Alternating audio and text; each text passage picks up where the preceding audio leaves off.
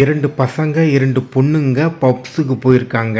அங்க போய் 4 பேருமே ட்ரிங்க்ஸ் அடிச்சிருக்காங்க, டான்ஸ் ஆடியிருக்காங்க. இது பப்ஸில் வந்து நார்மலா நடக்கிறது. அதுக்கப்புறமா ஒரு குரூப் ஆஃப் நபர்கள் வந்து அந்த 2 கேர்ள்ஸையும் நோட் பண்ணி அப்சர்வ் பண்ணி வாட்ச் பண்ணியிருக்காங்க.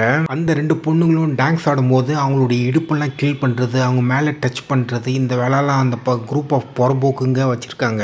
அந்த பொண்ணு கூட இருக்க பசங்க வந்து வார்ன் பண்ணியிருக்காங்க, இந்த மாதிரி டச்லாம் பண்ணாதீங்க, கொஞ்சம் தள்ளி நின்று டான்ஸ் ஆடுங்க, டிஸ்டர்ப் பண்ணாதீங்க, அந்த மாதிரிலாம் சொல்லி அதுக்கப்புறம் 2 பேருக்குமே ஒரு பெரிய வாக்குவாதம் நடந்திருக்கு. அந்த பப்ஸில் இருக்கிற பவுன்சர்ஸ் வந்து தடுத்துட்டாங்க.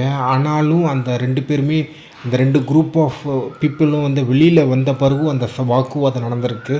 மறுபடியும் பவுன்சர்ஸ் வந்து தடுத்துருக்காங்க.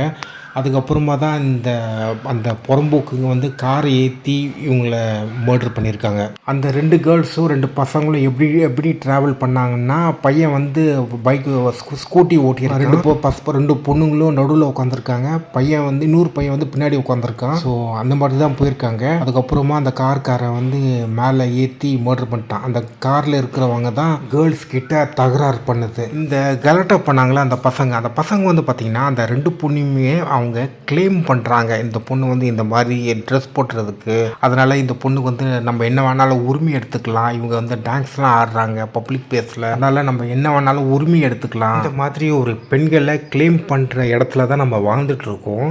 அதுக்கப்புறமா அந்த 2 பொண்ணுங்களில் ஒரு பொண்ணோட ஏஜ் வந்து 17, இன்னொரு பொண்ணோட ஏஜ் வந்து 19.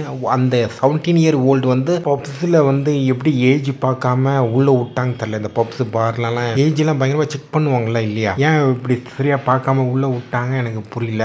எதுவாக இருந்தாலும் இந்த கார் இவங்க மேலே ஏற்றி மர்டர் பண்ணுறது இதெல்லாம் ரொம்ப கொடூரம். அந்த 4 பேர் அந்த வண்டியில் ட்ராவல் பண்ணியிருக்காங்க. 4 பேருக்கும் அவங்களோட 4 பேருமே மொத்தமாக தூக்கணும், அந்த மாதிரி ஒரு மைண்ட் செட்டில் தான் ஏற்றிருக்கானுங்க.